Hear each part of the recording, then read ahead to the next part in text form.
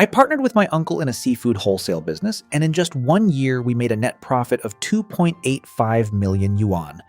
But when the time came to divide the money at the end of the year, he casually tossed me only 120,000 and said, "You worked hard, 120,000 is not a small amount." And I didn't say a single word. I just silently put that money into my pocket, money that didn't even come close to being a fraction of what he earned. Then I looked at him and said calmly, "All right, I'll do as you say." And in his eyes, I was nothing more than a fool who would keep being his cheap labor forever.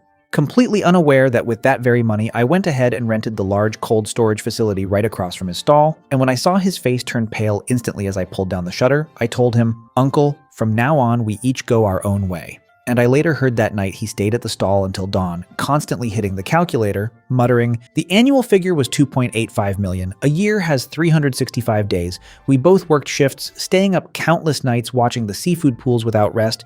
The total turnover exceeded 5 million. The net profit reached about 2.9 million minus some expenses. So 2.85 million is correct. The stall was mine, the capital was mine, and I was the one who handled relationships with major hotels. You only contributed labor." Then he looked at me and continued, "Don't look at me like that.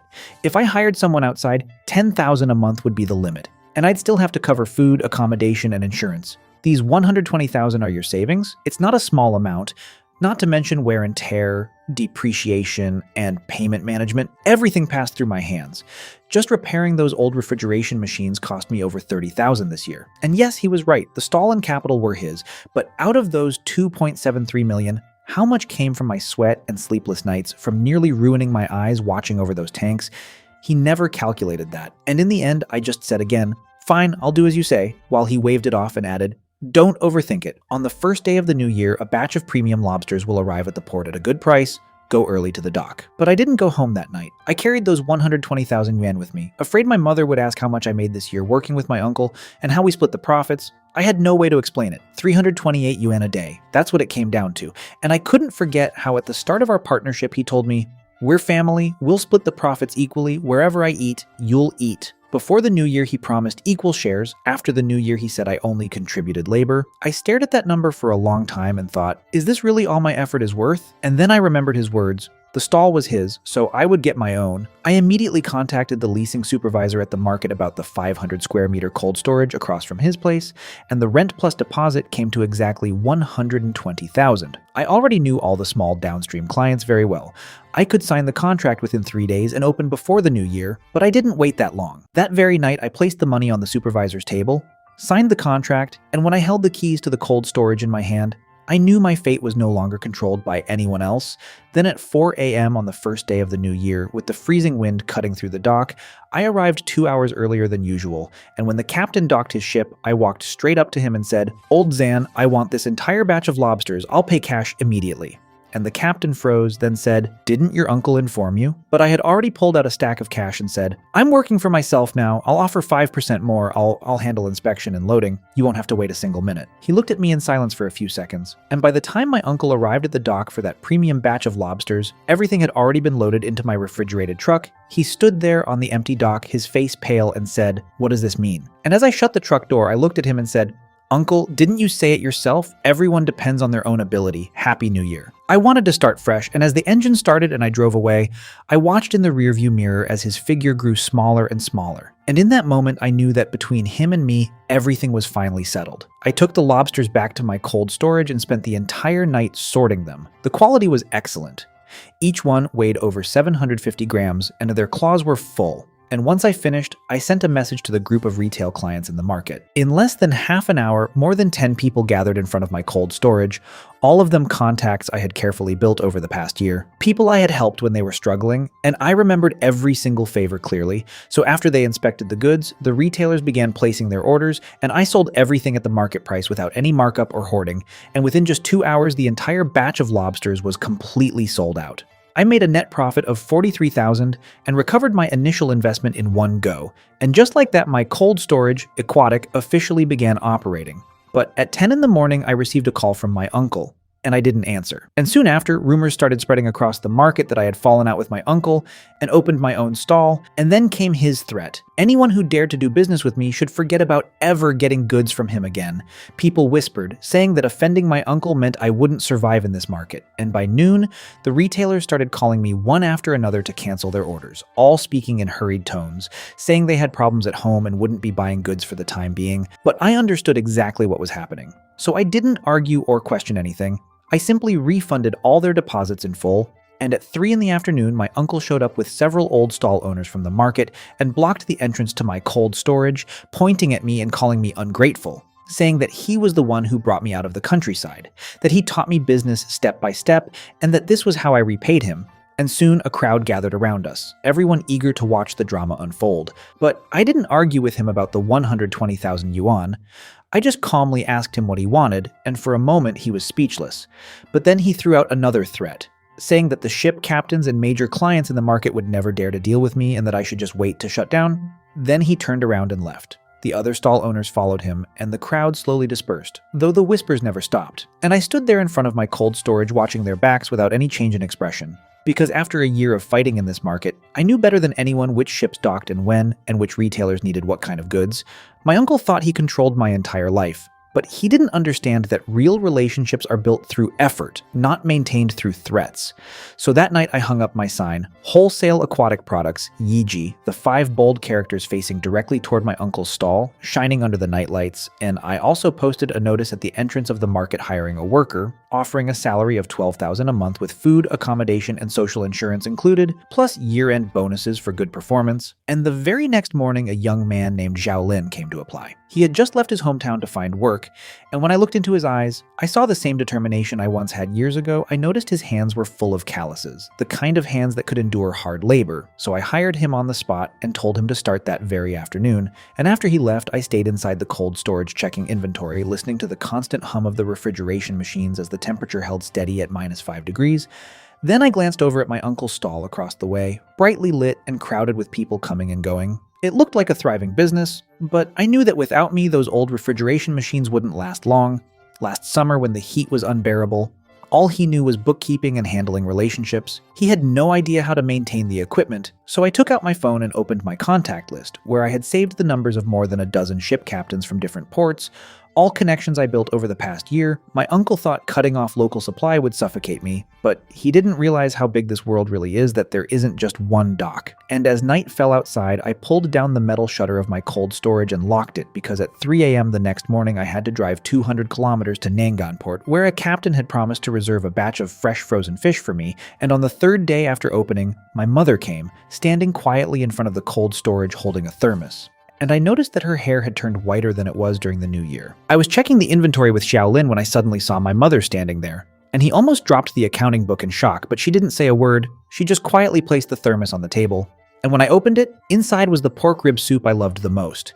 Then she looked around slowly, taking in the entire 500 square meter cold storage and the IG sign hanging on the wall. And seeing her reddened eyes, I asked Xiaolin to continue working while I pulled a chair over for her. She sat there in silence for a long time before finally asking me softly if it was true that I had fallen out with my uncle. And I nodded. Then, after a moment, she sighed and told me that yesterday my uncle had gone to our house, that he cried in front of her for 2 hours saying I was ungrateful, saying that after working hard with me for a year, I ended up taking his business and blocking his supply, saying I was pushing him into ruin. And then my mother looked at me and said, "Your uncle asked me to persuade you to transfer the cold storage and go back to work with him. He promises to increase your bonus and give you 200,000 a year." But after hearing that, I didn't say anything. I just quietly took out a folder from the drawer and handed it to her. Inside were all my work records from the entire year, every purchase invoice, every repair bill, every record of collection calls, and even the maintenance logs for the refrigeration units.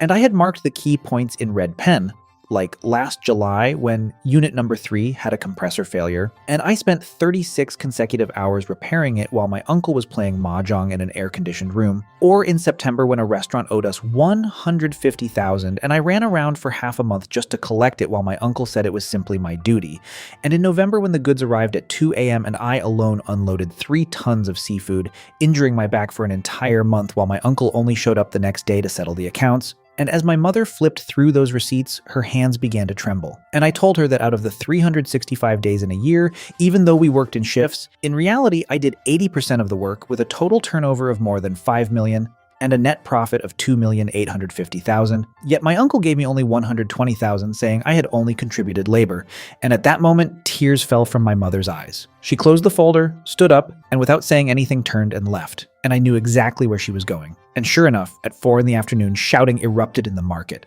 My mother was standing at the entrance of my uncle's stall blocking the way, demanding in front of everyone how much work he had actually done in a year, and how those 120,000 were calculated, and my uncle was left speechless. He could only repeat that the stall was his and the capital was his, and questioned why I wanted so much, but my mother let out a cold laugh and said that when he first opened the stall, the initial 50,000 capital had been borrowed from her, asking him if he had forgotten that debt. And then she said, "He worked with you for a whole year and you didn't even give him a proper salary. Does your conscience really feel at ease giving him only 120,000 at the end of the year?" And my uncle's face turned red as he tried to argue but couldn't say a single word.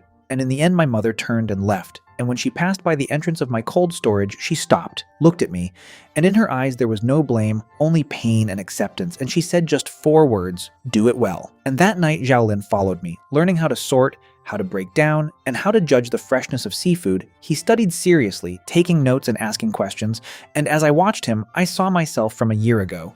Back then, I was just like him, believing that as long as I was willing to suffer, my uncle would treat me sincerely. But now I understood that in this world, only your own business is truly reliable.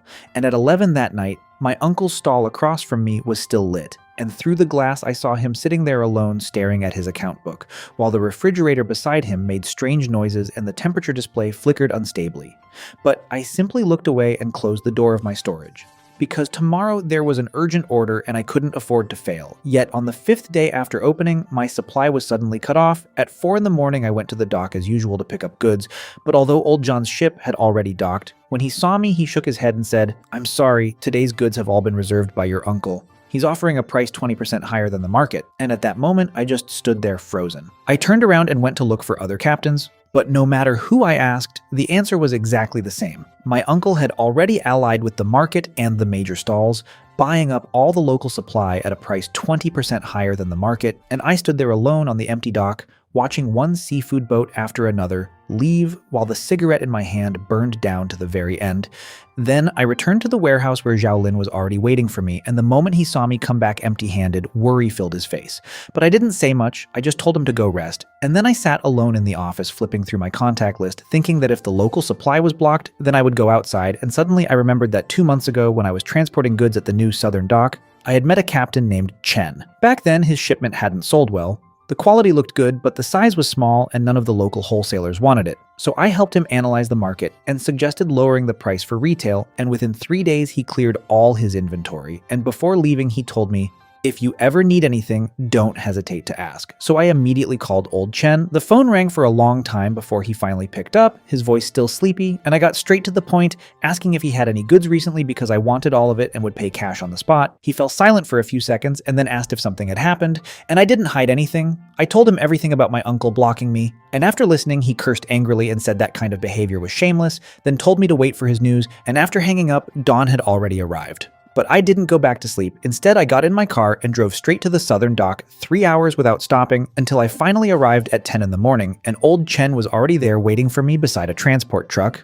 the cargo compartment filled with freshly unloaded seafood. He took me to inspect the goods. This batch had just arrived at the port. Coral groupers and hairy crabs. Not top grade, but extremely fresh. The gills were still bright red and the crab legs were strong, and I made my decision instantly and bought everything, transferring 180,000 yuan on the spot. And the moment old Chen saw the payment notification on his phone, he patted my shoulder and said, "You've got guts, kid. Someone like your uncle will end up badly sooner or later. From now on, you'll have priority to choose goods." And we talked for a long time after that. He told me that the southern dock had only recently been developed and many local wholesalers still didn't know about this route. The supply here was stable and prices were 10% lower than in the north, and the captains here were straightforward and honest people. And hearing that made me feel a lot more at ease because my uncle thought controlling the local dock would suffocate me. But he didn't understand that this sea is vast. There is more than one dock. So I drove back to the market with a fully loaded refrigerated truck, and Xiaolin was already waiting at the entrance of the cold storage. And when he saw the truck, his eyes lit up instantly, and the two of us unloaded goods through the entire night, sorting and weighing the batch of coral groupers and hairy crabs. And although they weren't top grade, their freshness was superior, and the price was 5% lower than the market. So I called several old clients, and since they needed the goods, they placed their orders immediately, and by 10 that night, more than half of the shipment had already been sold, recovering 150,000 yuan, and the next morning I drove back to the southern dock again. And this time, Old Chen introduced me to two other captains who operated in the open sea with even more stable supply, and I negotiated an intention of cooperation with them, promising that as long as the quality was good, I would pay everything in cash with no delays, and after a brief discussion, the three captains finally agreed, and one of them, surnamed Wang, looked at me and said, "You've got courage to go out on your own at such a young age. You have determination, and people like us who sail value reputation above everything. If you keep paying in cash, we'll give you priority supply," they told me, and I shook hands with each of them, finally feeling a weight lift off my chest, and on the way back to the city, Shaolin called me, saying that my uncle had come by the warehouse earlier, pacing around and watching us unload with a dark expression, and that a couple of retailers had also come asking where our goods were coming from and why our prices were even lower than the market. And after I hung up, I stared at the scenery rushing past the window, realizing that my uncle thought raising local prices would force me out, but he never imagined that the more he tried to block me, the wider my path would become. And once the supply from the southern dock stabilized, my costs dropped by 10% compared to his, and the price advantage became obvious immediately. And in the end, I wouldn't be the one getting cornered. And as my supply line from the southern dock became steady, my cold storage business started to thrive. For an entire week, I woke up at 3 a.m. every day to pick up goods and return to the market before 10 a.m. And the products were not only fresh, but also 10% cheaper than local ones. So once the retailers experienced the advantage, orders kept increasing, and by the 10th day, Old Chen called me, saying he wanted to discuss something. So I drove over that very afternoon. He took me to a small food stall at the dock, ordered several dishes, and poured 2 glasses of liquor, then got straight to the point and said, "You seem like a reliable guy. I want to sign an exclusive supply agreement with you." And I put down my chopsticks and looked at him as he continued. "Right now, there are 5 boats operating at the southern dock, mine, Lao Hang's, and Ozao's, and the 3 of ours account for half the volume. After observing you during this time, we've seen that you always pay in cash, you're professional in inspection, and you never cause trouble. So we discussed it, and we're willing to give you priority supply. But on one condition, you must guarantee at least 200,000 yuan in weekly purchases, and in return, your price will be 5% lower than others." And I quickly did the math in my head because 200,000 yuan per week was a huge pressure for me at that moment. But if I secured exclusivity, it would be like controlling the core of the supply chain. My uncle was trying to block me by raising local prices, while I would be getting the lowest prices from the southern dock. And in that game, the advantage would instantly tilt in my favor. So I reached out and shook Old Chen's hand, and we signed the agreement on the spot for 3 months. I guaranteed a weekly volume of 200,000, and they guaranteed stable supply and the best possible price. And after signing, Old Chen told me something else, saying that recently someone had been using connections to find out where I sourced my goods and was offering very high prices to try and take over the supply line. Then he looked at me seriously and said, "In business, reputation is everything. You've been loyal to us, and we won't do something as shameless as breaking our word. But be careful, your uncle has been in this area for years and has many tricks up his sleeve." And I nodded, fully aware of the situation, and when I returned to the market, it was already 9 at night, and Xiaolin was still in the cold storage organizing goods. The moment he saw me, he came over and told me that 3 more retail clients had come today to place orders, and even a restaurant owner wanted to discuss long-term cooperation. So the next morning I went to meet him. His name was Mr. Li, a man in his 40s who owned 2 restaurant chains in the city and had a significant daily demand for seafood. And he told me that he used to buy from my uncle. But recently the rate of dead fish had been increasing, and despite several complaints, there had been no improvement. So I brought him to my cold storage to inspect the goods, and he carefully checked everything, from the color of the gills to the clarity of the fish's eyes, examining every detail before finally nodding and saying the quality was genuinely good. Then he asked if I could guarantee a stable supply, and I showed him the exclusive supply agreement from the southern dock, and after reading it, he made his decision on the spot, saying that from now on, all seafood for his 2 restaurants would be purchased from me with a minimum of 50,000 yuan per week. After seeing Mr. Li off, I stood at the entrance of my cold storage and lit a cigarette, my eyes drifting toward the stall across from mine, my uncle's place, where he was arguing loudly with someone, and through the glass I could clearly see several boxes of dead fish scattered on the ground, the temperature inside unstable, a large portion of the goods already spoiled. But I didn't say a word, I just kept watching, because I knew those refrigeration machines like the back of my hand. The compressor of unit number 3 was old and had to be checked every 4 hours, and the condenser of unit number 2 had a crack. The moment the load increased in summer, it would start leaking gas. I knew every single flaw. That's why last year I managed to keep the dead fish rate below 3%.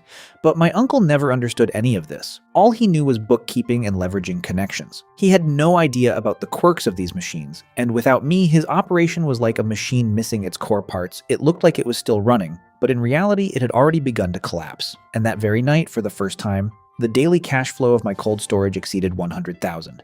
Xiaolin excitedly showed me the account book and said, "Boss, this month we'll definitely make a profit." But as I looked at the numbers, I felt completely calm. Because 100,000 in daily flow was nothing compared to my uncle. At his peak, he could reach 300,000 a day. Now that the supply from Manhwa 2 had stabilized and large clients were gradually gathering, the next step for me was to slowly eat away at my uncle's market share. And at midnight, the light in his stall was still on. He sat there alone staring at a pile of dead fish, the refrigeration machine beside him making a sharp, irritating noise while the temperature display flickered wildly, and I simply pulled down my shutter and closed the warehouse. Because at 3 a.m. the next morning I had to receive a shipment of king crabs at Manhwa 2, and 3 weeks after signing the exclusive supply agreement, my daily cash flow stabilized above 120,000. But that afternoon, Lao Chen suddenly called me with a serious tone and told me that someone had contacted him offering 20% more than my price to try and take over the Manhwa 2 supply, and that person was Lao Liu, my uncle's closest ally in the market, and the moment I heard that, a sharp tension ran through me. I knew my uncle was finally starting to play for real, Lao Chen said. That price is very tempting, but in business reputation matters, we've only had this agreement for 3 weeks. We can't just go back on our word. I'm calling to warn you.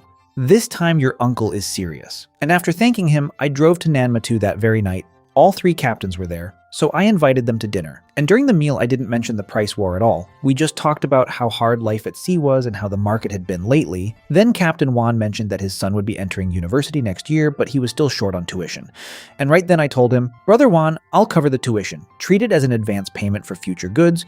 We'll gradually deduct it from the supply." And Lao Hang said his wife was hospitalized and he was short on money. So I transferred 50,000 to him immediately and told him it was for emergencies and there was no rush to pay it back. And the 3 captains looked at me, something new in their eyes. Then Lao Chen raised his glass and said, "You're a man of your word. No matter how much your uncle offers, we won't move." And I clinked glasses with them, feeling a deep sense of calm. But when I returned to the market late at night and sat in my office planning my next steps, I knew my uncle wouldn't just sit still. If he couldn't break my supply from the docks, he would attack from another angle. And just as I expected, rumors soon began spreading through the market. Some said my goods were smuggled without quarantine certificates. Others claimed my cold storage didn't meet regulations and would be shut down at any moment. And there were even whispers that I wasn't really connected to the captains and that my supply chain was unstable. The rumors sounded convincing, and soon clients started calling to ask questions. But I didn't panic at all. I simply took photos of the quarantine certificates from Manhwa 2, my cold storage business license, and the supply agreements, and sent them directly to the retail clients group. The rumors faded on their own, but my uncle didn't stop. Soon the market management staff suddenly came to inspect my cold storage, saying they had received a report and suspected that my refrigeration equipment didn't meet standards, demanding I suspend operations for inspection. But I had already prepared for this before opening. Every piece of equipment was set up to the highest standards. Quarantine, fire safety, environmental protection. Every certificate was complete and in order. The inspector checked for 2 full hours and couldn't find a single issue, and in the end he left empty-handed. And after seeing him off, Xiaolin lowered his voice and said, "Boss, someone just saw that it was your uncle who reported you to the authorities." And I simply nodded. I had already expected these kinds of tactics, and that very afternoon my daily cash flow exceeded 150,000, officially surpassing my uncle's business. And the news spread quickly through the market. Everyone was talking about how I had truly made it, and by evening a group of creditors gathered in front of my uncle's stall demanding payment.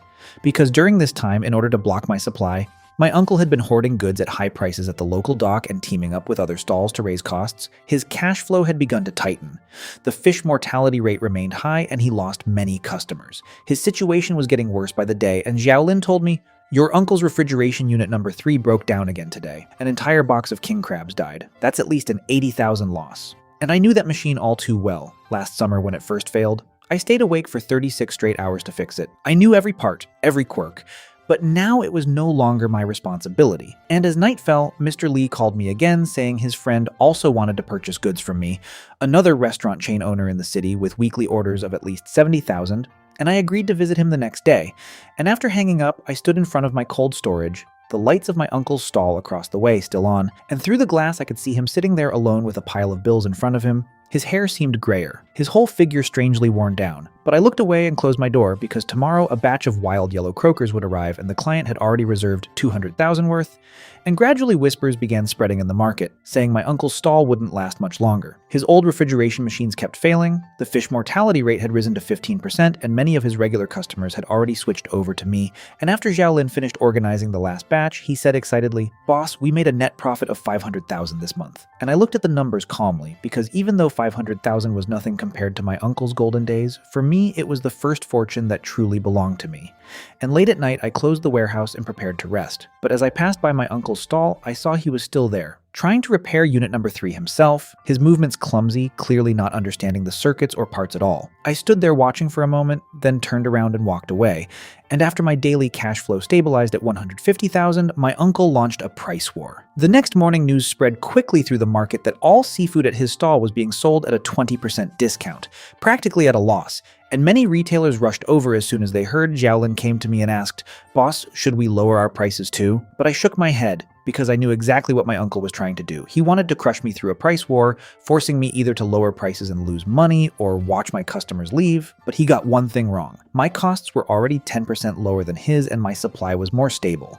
And more importantly, I didn't need to compete with him on price at all. So I told Xiaolin to purchase a batch of insulated boxes and refrigerated delivery vehicles because I was going to upgrade my service, focusing on a high-end route with zero mortality and on-time delivery. And although Xiaolin didn't fully understand, saying that everyone was competing on price right now, I simply told him that at the end of a price war, this is what truly matters. What matters is who can endure longer. And instead of exhausting myself fighting him head-on, I chose a different path. So for the next 3 days, I didn't lower my prices. On the contrary, I poured all my energy into service. Before every batch left the warehouse, I personally inspected it to make sure there wasn't a single dead fish, and delivery times were precise within a 30-minute window, arriving exactly when the client needed the goods. And at first, some retailers were indeed drawn to my uncle's lower prices. But very soon, problems started to appear, because in order to cut prices, he began sourcing cheaper goods from small docks with inconsistent quality. And combined with his failing refrigeration, the fish mortality rate remained high. So many retailers, after receiving the goods, realized that although they seemed to save 20%, when they calculated the real cost, they actually lost money. And by the 5th day, some of them started coming back to me saying they didn't mind paying a bit more because what truly mattered was quality. And I didn't say much, I just focused on supplying and delivering good service. Then Mr. Lee called me and said his friend had finished evaluating and decided to give me all his seafood orders. That friend owned one of the largest hotel chains in the city with a weekly volume of at least 100,000, and Mr. Lee told me, "My friend also went to your uncle before, but his supply is unstable and there are too many dead fish. Even though your prices are slightly higher, you have zero mortality and deliver on time, and that's what matters most for hotels." So I met with his friend and we signed the cooperation agreement on the spot. Starting next week, all 100,000 weekly orders would go through my cold storage. And when I returned to the market at dusk after signing the deal, there were several boxes of returned goods piled up in front of my uncle's stall. Some retailers were arguing with him, his face red with anger and his voice hoarse. And Xiaolin told me, "Your uncle has had a lot of returns these past 2 days. It said he's already paid over 100,000 in compensation." And I just stood at the entrance of my warehouse watching quietly, because my uncle's price war didn't even last 10 days before it started collapsing. His cash flow was already strained, and now selling at a loss while also compensating for returns, he simply couldn't sustain it. But the most fatal blow was that the cheap goods he used to lower prices completely destroyed his reputation. Many of his old customers lost trust in him and began turning to me, and that very night my daily cash flow exceeded 200,000, and Xiaolin excitedly showed me the account book saying this month's net profit would surpass 800,000. But as I looked at the numbers, I felt calm, because a price war is never won by who cuts deeper, but by who lasts until the end. My uncle thought low prices would ruin me, but he didn't realize that the real moat is quality and service. And late at night, the lights of his stall were still on. He sat there alone with a pile of invoices and return notes in front of him, his phone ringing nonstop, most likely creditors chasing their payments, and I simply closed the door of my cold storage and prepared to rest because tomorrow a new batch of Australian lobsters would arrive, the first order from Mr. Lee's friend's hotel, and I couldn't afford even the slightest mistake. And as I walked toward the exit of the market, I turned back once, seeing my uncle's stall looking especially desolate in the darkness. That signboard hanging there for more than 10 years swaying in the wind with a creaking sound, and whispers had already begun spreading quietly through the market, saying my uncle had gone too far this time, that the price war didn't ruin me, but dragged him into the mud. Others said that at this rate his stall wouldn't last the month, but I didn't involve myself in those discussions. I just kept doing my work in silence. And the next morning, that batch of Australian lobsters arrived on time.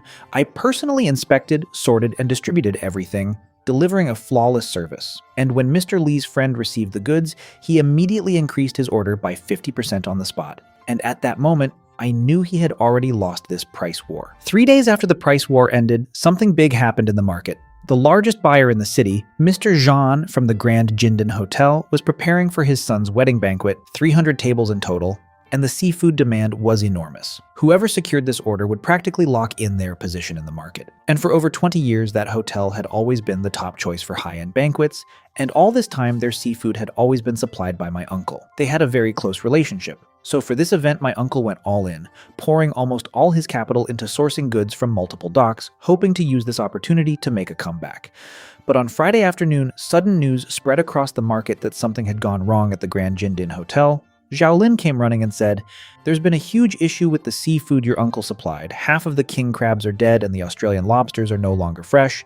Mr. Jean is furious at the hotel and is demanding immediate replacement or he'll cancel the cooperation." And I stood at the entrance of my cold storage, looking from afar as my uncle's stall descended into chaos. He was desperately making calls trying to find goods, but it was already Friday evening. The banquet was set for tomorrow at noon. There was no time to bring in supply from afar, and as for the local docks, he had already offended everyone with his aggressive high-price purchasing. Now no one was willing to sell to him, and at 6 p.m., Mr. Jean himself arrived at the market. A man in his 50s who was usually gentle, but this time his face was pale with anger. He stood in front of my uncle's stall and said loudly that after so many years of cooperation, he had trusted him. But what kind of goods had he delivered this time? This was a wedding banquet with 300 tables. The guests were important people. How was he supposed to explain this? And my uncle was drenched in sweat, apologizing repeatedly and saying he would find a way to replace the goods. But Mr. Jean said that if high-quality products were not delivered before 10 p.m., there would be no more business between them. And as he turned to leave, he suddenly noticed me standing at the entrance of my cold storage. He froze for a moment, then walked over and asked, "Are you IG?" I nodded, and he asked directly, "Do you have goods right now? I need 50 king crabs, 80 Australian lobsters, and 100 kilograms of coral grouper. Everything must be alive and in perfect condition. Can you deliver it to the restaurant before 10 p.m.? And I quickly calculated in my head, my current inventory wasn't enough. But I knew that Old Chen at the southern dock had just received a batch today. I knew the quality well. Transporting it from the southern dock back to the city and then to the Jindan Hotel would be extremely tight on time, but not impossible. So I told him I could do it, but I needed to inspect the goods first to ensure there were no problems. And Mr. Jean looked at me silently for a few seconds before finally nodding, saying that this was his son's wedding and there could be no mistakes, so I immediately called Old Chen and asked him to reserve today's shipment, then called Xiaolin.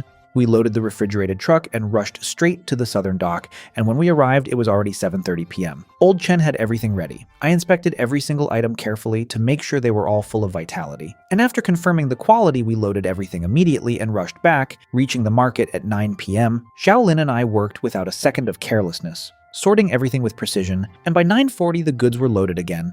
And we set off for the Jindan Hotel, arriving exactly at 9:55, and Mr. Jean was already waiting in the kitchen, personally inspecting everything. The king crabs were fresh with strong claws. The Australian lobsters had intact antennae and were full of energy. The coral groupers had bright red color and clear eyes, and after finishing the inspection, Mr. John finally smiled, patting my shoulder and saying, "This batch is perfect. You've really helped me out of a huge problem." And I simply said it was what I should do. But then he looked at me seriously and said, "Young man, you've helped me a lot this time. I'd like to talk to you about a long-term cooperation in the future." I nodded, and when I returned to the market, it was already 11 at night. My uncle's stall was still lit, and through the glass I could see him sitting there alone.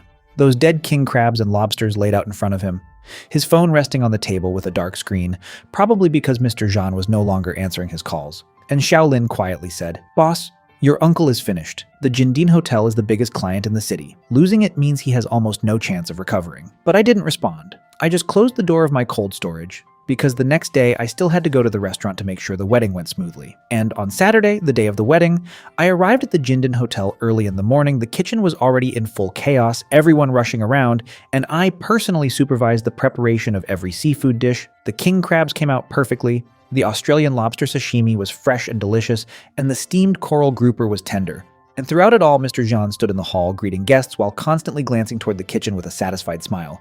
And at noon, the wedding officially began. All 300 tables of guests praised the seafood dishes. Some business owners even asked Mr. Jean right there where the seafood came from, And he smiled and said, "It's supplied by a young man from the market, someone rare these days." And at 3 in the afternoon, he called me into his office, asked the waiter to serve tea, then sat down, lit a cigarette, and said, "This was all thanks to you. Otherwise, I would have lost my entire reputation." Then he waved his hand and added that working with my uncle had been fine in the beginning, but in the past 2 years things had gone downhill. Saying my uncle only cared about profit had become arrogant and never admitted his mistakes when problems arose, always making excuses, and that what happened at the wedding made everything clear to him. Then he looked at me seriously and said, "I've made a decision. From now on, all seafood from my restaurants will come from you. I have 2 locations with a weekly volume of at least 200,000. Can you guarantee supply?" And I told him I could because my source at the southern dock was stable, the quality was guaranteed, and I had professional cold chain distribution. And then he handed me the cooperation contract, which would take effect next month. And with this deal secured, I knew the daily cash flow of my cold storage would stabilize above 300,000.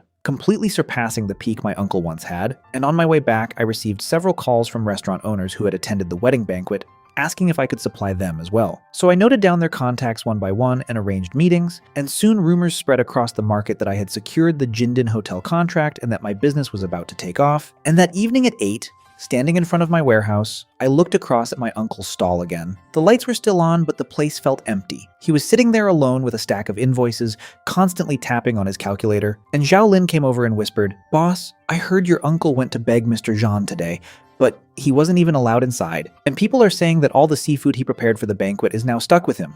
A loss of at least 300,000. But I didn't say anything. I just lit a cigarette because this time my uncle was truly finished. He had lost the biggest client, his cash flow chain had completely broken, and combined with the losses from the price war and the interest from high loans, he simply couldn't hold on anymore. And people in the market were already whispering that his stall wouldn't last until the end of the month, that even his old freezers were beyond repair now. And the next day I visited those restaurant owners I had met at the banquet, all of them well known in the city with high standards for seafood. I brought them to my warehouse to inspect the goods, explained in detail the supply from the southern dock and my distribution system, and they were all satisfied, signing cooperation agreements on the spot. And with the addition of the Jinden Hotel, I now had 5 major restaurants in long-term cooperation with a weekly volume exceeding 400,000.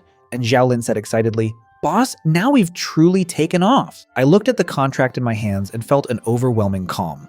From those 120,000 yuan to where I stood now. In less than 2 months, I hadn't just stabilized myself, I had secured higher quality client resources in the market. And that same afternoon, I went to the southern dock to speak with old Chen and the others about increasing supply.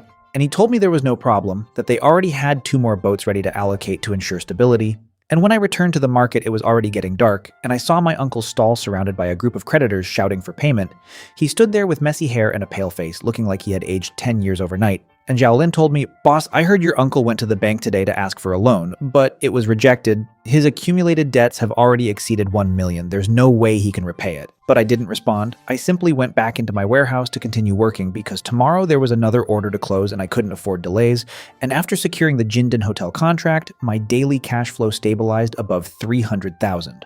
But I knew relying on just a few big restaurants wasn't enough. The real foundation of this market was the small retailers. Only by integrating them could I truly control the market. So that afternoon, I gathered more than a dozen retailers I had built strong relationships with over the past half year, people I had helped before, some with advance payments, others with supply issues. I poured them tea and went straight to the point, telling them that competition was becoming brutal and it was hard to survive alone, and that I wanted to establish a supply alliance centered around my cold storage to unify procurement, pricing, and distribution so we could join forces, share profits, and benefit together. And they looked at each other before one of them asked how it would work in detail, and I told them it was simple. First, supply would be centrally managed through me to guarantee the best quality and price. Second, distribution would be unified using my cold chain vehicles to reduce losses. And third, profits would be shared proportionally. I would take 30% and they would take 70%. And a retailer surnamed Juan said, "Your idea sounds good, but why should we cooperate with you? What if you take advantage of your supply advantage?" And I looked at him calmly and said, "We've worked together for a long time. You should know what kind of person I am, and besides, if I wanted to pressure you, I could do it right now. I created this alliance so everyone can make money, not to take everything for myself." Then another retailer asked, "What about your uncle? Even if he's struggling now, he's been in this market for more than 10 years. His connections are still there. If we cooperate with you, he might retaliate." And I replied, "You don't need to worry. He can barely sustain himself now. How would he have the energy to deal with you?" And in business, what matters is ability, not connections. And after discussing among themselves for a while, they finally nodded and said, "You're a fair person. We trust you." And that very night, I signed the alliance agreement with 13 retailers. And starting from the next week, all their supply would come through me, and distribution would be unified through my refrigerated trucks, and I promised stable supply, the best prices, and zero loss. And Xiaolin said excitedly, "Boss, now we've really integrated the market, because once this alliance began operating, I would control most of the supply sources and distribution channels in the market, while my uncle's share would shrink even further and his situation would become even more difficult." And when the alliance officially started, I brought in a large batch of goods from the southern dock and distributed them evenly among the members, and the delivery trucks arrived exactly on time. Every batch delivered without any loss. And when the retailers received the goods, they all gave thumbs up, saying that working with me felt completely different.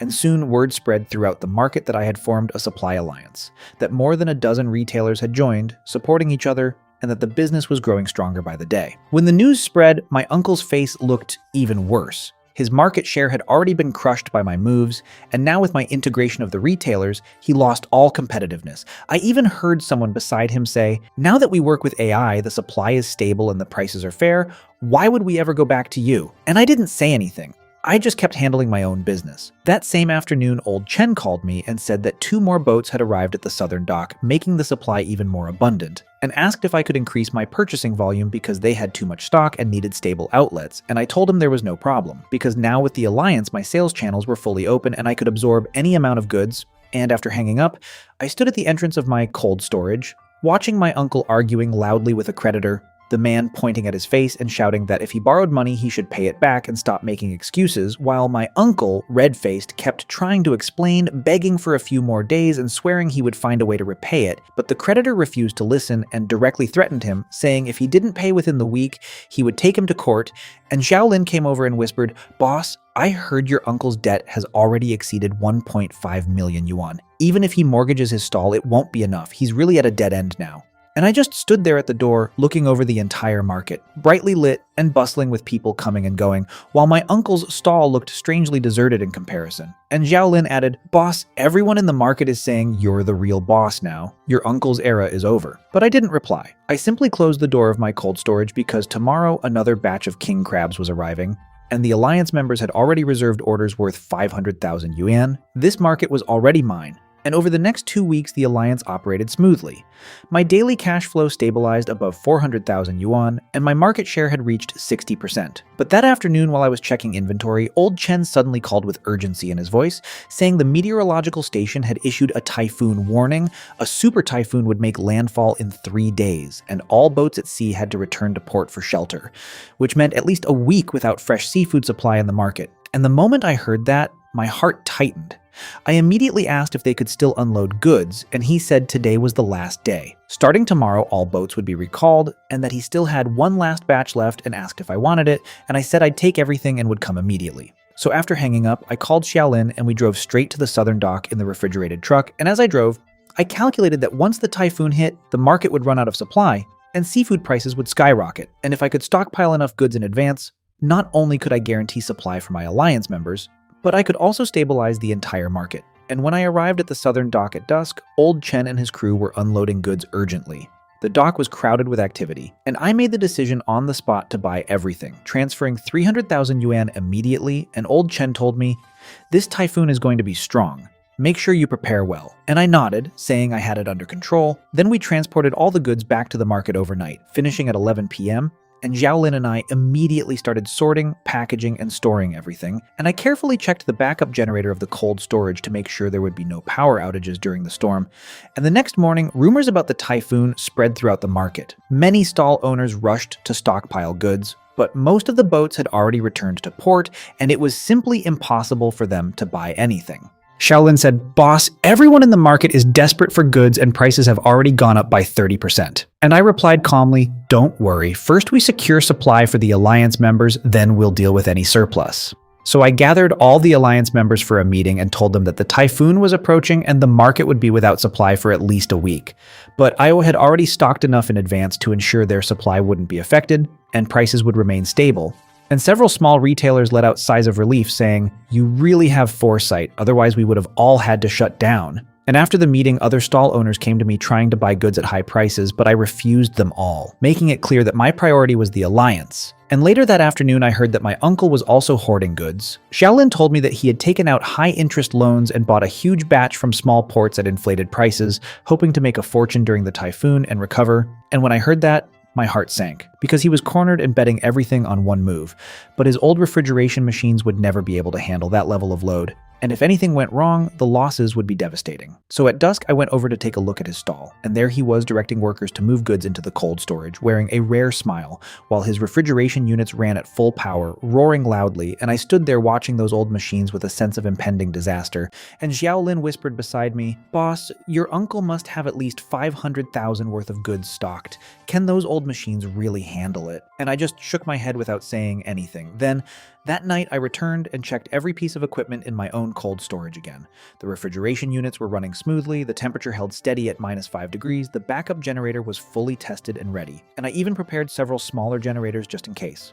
And at midnight, I stood at the warehouse entrance looking up at the sky. Dark clouds gathering as the wind grew stronger. The forecast said the typhoon would make landfall early the day after tomorrow with winds reaching level 14. And across from me, my uncle's stall was still lit. And through the glass, I could see him sitting there alone in front of his stock with a faint smile of expectation. He believed this typhoon would be his chance to rise again, not knowing it might be the final blow. And the next day, the storm drew closer. The sky turned heavy and gray. The winds had already reached level 8, and many stalls began closing early to prepare. I asked Xiaolin to check all the equipment once more to make sure nothing would fail, and the Alliance members also prepared to resume operations after the storm. And at 4 in the afternoon, old Chen called me, saying the typhoon was stronger than expected, and I needed to be careful, that all his ships had already returned to port and the dock was empty, and I told him not to worry because I was fully prepared. And after hanging up, I stood in front of my cold storage, watching the sky grow darker, the wind howling louder as the first drops of rain began to fall. And over at my uncle's stall, I noticed that the display on his refrigeration unit number 3 had started flickering, the temperature becoming unstable, and a sharp feeling hit me because I knew that machine too well. It was a sign it was about to fail. And soon the typhoon made landfall, violent winds and heavy rain tearing through the city. Billboards were ripped apart, trees snapped in half, and the entire market was plunged into darkness except for the emergency lights of a few stalls flickering weakly. While Xiaolin and I stayed inside the cold storage, monitoring everything closely, the refrigeration system running normally, the temperature stable, and the backup power ready to kick in at any moment. Xiaolin leaned against the window, staring out into the storm, and suddenly said, "Boss, it looks like something's happened at your uncle's stall." So I walked over and looked through the curtain of rain, and sure enough, his stall was dim, all the refrigeration units had stopped, and he was inside moving back and forth with a flashlight, clearly searching for backup power. But he hadn't prepared anything. And Xiaolin said quietly, "Boss, if the power doesn't come back, all his goods are going to spoil." But I didn't respond, I just kept monitoring my own equipment. And the typhoon lasted a full 6 hours before the wind and rain gradually weakened, the sky beginning to lighten as I stepped out of the cold storage, and what I saw was chaos. The entire market was a mess. Dead seafood scattered across the ground, the stench of rot lingering in the air. And Xiaolin said, "Boss, your uncle is finished, 6 hours without power, all his refrigeration stopped, 500,000 worth of goods is gone." And I walked over to take a look. The king crabs, Australian lobsters, and coral groupers had all turned into a pile of rotten flesh. And my uncle sat there with empty eyes, as if his soul had been ripped out when he saw me. A flicker of complicated emotion crossed his face. But in the end, he said nothing, just lowered his head, and I turned and walked away without looking back. And when I returned to my warehouse, I immediately began checking inventory. 0 losses during the typhoon, every single piece of seafood still alive. So I informed the Alliance members right away that supply would continue as normal, and by 10 in the morning the market started to reopen. But most stalls had suffered heavy losses from the blackout and had nothing left to sell. The entire market was empty except for my warehouse. And soon calls started coming in one after another from large restaurant buyers asking if I could supply them, and I said yes, but prices would follow the market trend. After the typhoon, seafood was scarce and prices had risen. Alliance members had priority and kept their original prices, while others paid the market rate. And that day, my warehouse was packed. Restaurant owners, retailers, even other stall owners all came looking for goods, and I supplied in order of arrival, making sure everyone got their share without hoarding or speculation. And Xiaolin said excitedly, "Boss, today's revenue has exceeded 1 million. But I didn't react because this wasn't something I chased. It was simply the law of the market. Those who prepare survive.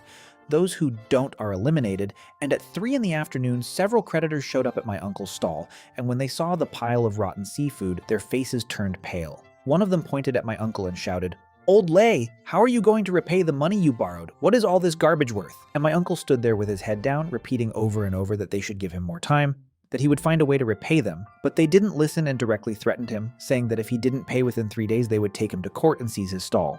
And my uncle seemed to lose all strength, leaning against the wall, unable to say a word, and Xiaolin whispered, "Boss, your uncle has lost all 500,000 worth of goods and still owes over $1 million. He'll never recover from this." And I stood at the entrance of my warehouse watching everything unfold, feeling nothing inside. And that night the typhoon finally passed completely, the sky cleared, and I stood at the entrance of the market looking up at the stars, knowing that this storm had completely reshaped the market.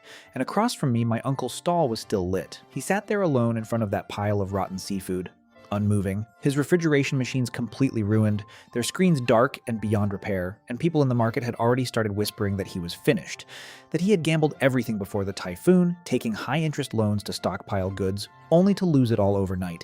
And now not only could he not recover, he was buried in even deeper debt. And the next day, old Chen called again, telling me that after the typhoon, the boats had begun heading back out to sea and that in 3 days, fresh supply would arrive at the port. Then he asked me how much I needed. I told him to prepare double the usual amount because the market was short on supply and demand was surging. And after I hung up, I stood at the entrance of my cold storage, looking across the market. Many stalls were still cleaning up their losses from the typhoon. Some had even shut down completely. But my business was running better than ever. And that afternoon, while I was inside checking the new inventory, Xiaolin came over and said, "Boss, your uncle is at the door. He says he wants to see you." So I looked up and saw him through the glass, standing outside with messy hair and a hollow expression. He looked like he had aged years in just a few days. And when he saw me, his lips trembled. And after a long pause, he finally forced out, I lit a cigarette and said nothing, waiting for him to speak. And after standing there silently for a long time, he finally said, I need to ask you for a favor. Could you lend me some money?" I looked at him without replying, and he continued, "That night during the typhoon, all my goods were ruined. Creditors come every day now. They say they'll take me to court. I'm at a dead end. Can't you help your uncle? For the sake of family." I flicked the ash from my cigarette and asked calmly, "How much do you owe?" And he lowered his head and said, "With interest, 1.6 million. And I nodded slowly and said, "That's not a small amount." Then he looked up with reddened eyes and said, "I know I wronged you before.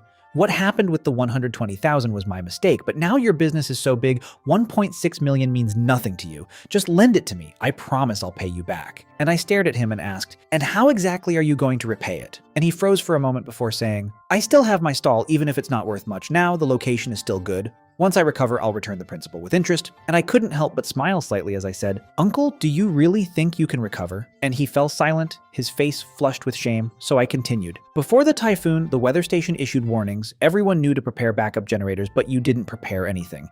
Instead, you borrowed high-interest loans and stocked up goods in desperation.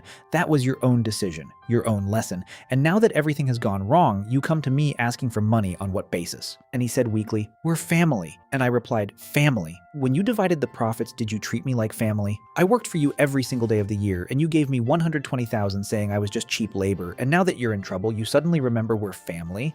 And he stood there speechless, as if all the strength had left his body, and I put out my cigarette and said, "I can help you, but not by lending you money." And his eyes lit up instantly as he said, "Tell me. As long as I can get through this, I'll accept any condition." And I looked at him and said, "Transfer your stall to me and I'll pay 1.6 million to settle all your debts." And he was stunned, standing there without a word for a long time, so I continued, "That stall is nothing but an empty shell now. The refrigeration system is broken, your customers are gone. Even if you don't transfer it to me, the creditors will seize it through the court instead of losing everything. It's better to sell it to me. At least you can clear your debts and avoid going to jail."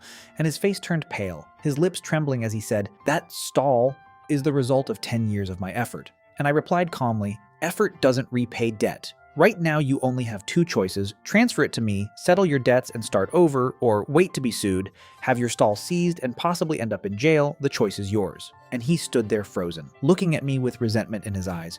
But in the end, all that anger turned into helplessness, and he asked quietly, "Can you raise the price a little?" And I shook my head saying, 1.6 million is already the market price. Given the current state of your stall, it's more than fair." And after a long silence, he lowered his head and said, "I'll think about it." And I looked at him and said, "The creditors gave you 3 days. Today is already the 2nd. You don't have much time left." My uncle didn't say another word.